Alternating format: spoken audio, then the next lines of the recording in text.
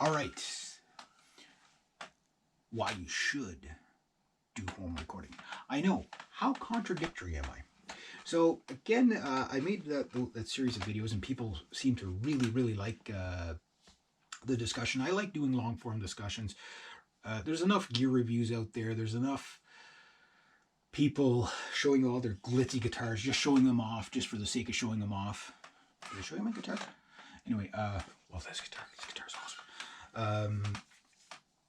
And there's a lot of like how-tos and stuff like that, but there's not a lot of why are you doing this? You know, like why would you do this over that kind of thing, right? And one of the things that I talked about in the, never make a home recording studio or whatever they call that video. The point was to get experience before you start just throwing cash down and chasing something that you can't achieve so easily, right? So it's achievable with enough money. Like if you have $250,000, you can build a hell of a studio, right? Do you need $250,000? No, but you're probably going to need a couple of grand. Probably, to build something adequate, it's probably still going to cost you $2 to $4 grand to get ideas down, and it's still, you're probably still not going to be as happy with it as you think, right? But again, people can do a lot with littles. But another point I'm making is that even if somebody were to give you access to a multi-million-dollar studio, it doesn't mean you'll know how to get the most out of it. There is no money you could put on a price on experience. So that sound engineer that's been doing recording for 15 years, there's a reason why he gets a killer sound every time, regardless of what you put in his hands, because he knows how to make the unworkable work, right? So this video is going to be kind of, once you've made the decision to go with the home studio, kind of like, like I got here, and you're living within the realistic expectations of what you can get out of equipment like this. You can get actually pretty good stuff out of this, but you're never going to get, phenomenal. Like listen to your favorite band, you're probably never going to get that with, like a Logic Pro and stuff like that. You're just not going to get that, right? You'll get close, you'll get acceptable, but you'll probably never get that. And for those that are really want like the most phenomenal sounding of everything, again, I would probably recommend that you go spend a little bit of time at a studio. Like for example, before you go buy your next guitar, maybe take that money, go to a studio and record a really good song that you've, written and stuff like that, just for the experience. And you're going to learn a lot of that, of how to ignore just every little gadget that comes up. Because you'll see this all the time. You can get phenomenal sounds recording with just, and it'll only cost you $200. But what the guy's not showing you is he's got $12,000 of equipment there, or $120,000 of equipment there. Yeah, sure, you can make a $200 anything sound good with, and the experience to do it, right? So once you've made the conscious decision to do home recording, and you're going to do it on a budget like I have, but even the budget stuff I have, like free recording software is out there, and I've never really seen anybody say anything really good about free recording software, where they're like, yeah, it gets the job done, but it's nothing to write home. There's a reason why it's free, right? And no matter what, you're going to be into it for a couple of $100 just to start, no matter which way you go, even used, right? So the thing about it is that once you get something and you know what you can and can't do with it, right, then it's really about composing songs and being really good and having the equipment to complete the song. I'm getting very close to getting a drum kit. And once I get the drum kit, I pretty much have all the basic things. I'll have my bass, all my gazillion guitars there, and everything I need. I got the vocal mics, again, which need upgrading already. You know what I mean? So, but enough to get ideas down. And that's one of the things about home recording that you get to do, is to experiment, so that when you do go to the studio, like, so let's say you go to a studio first, or maybe you don't, right? And you do some home recording, and then you eventually go to a studio, and you see what the real process of how to get killer tones.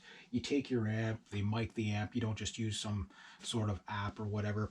You actually go, and get some real good recordings. Although, you know, it, when we're talking recording, like playing in the studio is not going to be like playing live, right?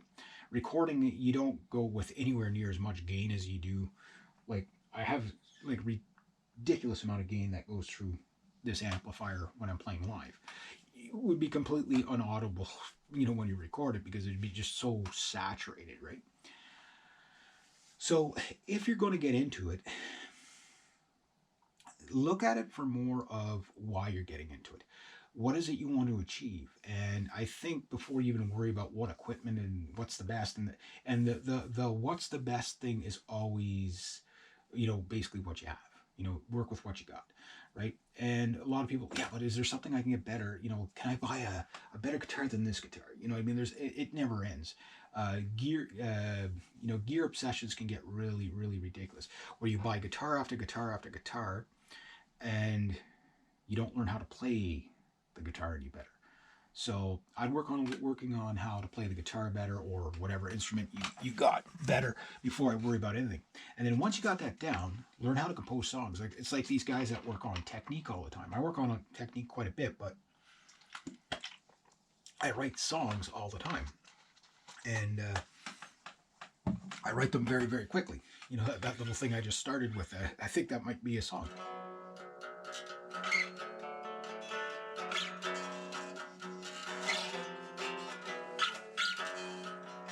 Okay, I got it. There you go. I just, got the opening lines of a new song, right? And once you start obsessing about songwriting, that can get pretty obsessive. But the thing is that just doesn't cost you anything but your time, really. But once you got a song and you're like, I really like this idea, but I don't have a full song.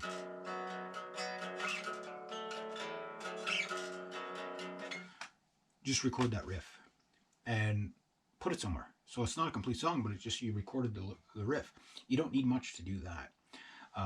Then suddenly you find a place to put that riff. I don't really recommend doing songwriting that way, but I say start it, complete it. Even if it's half-assed complete and it doesn't sound great, live with the song for like 6 months. Trust me, the song you start with and the song you finish are not the same, because you get better ideas.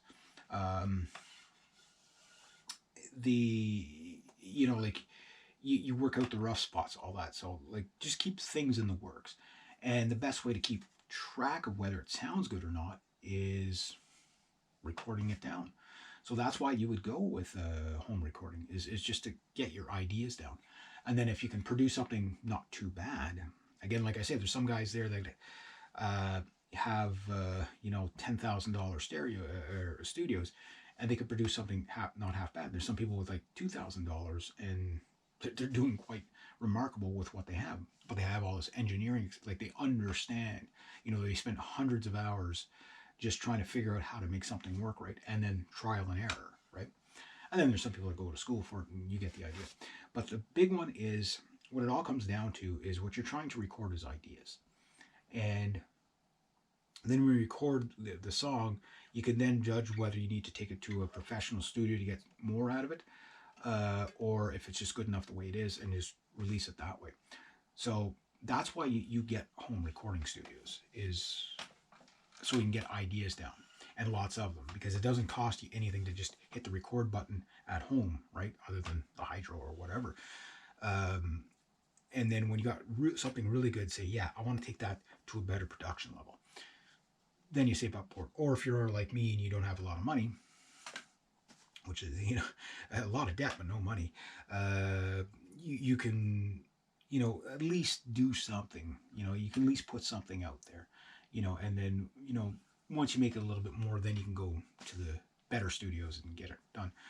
But get the ideas down. That's the whole point of a home recording studio, is getting ideas down. All right, anyway, there we go.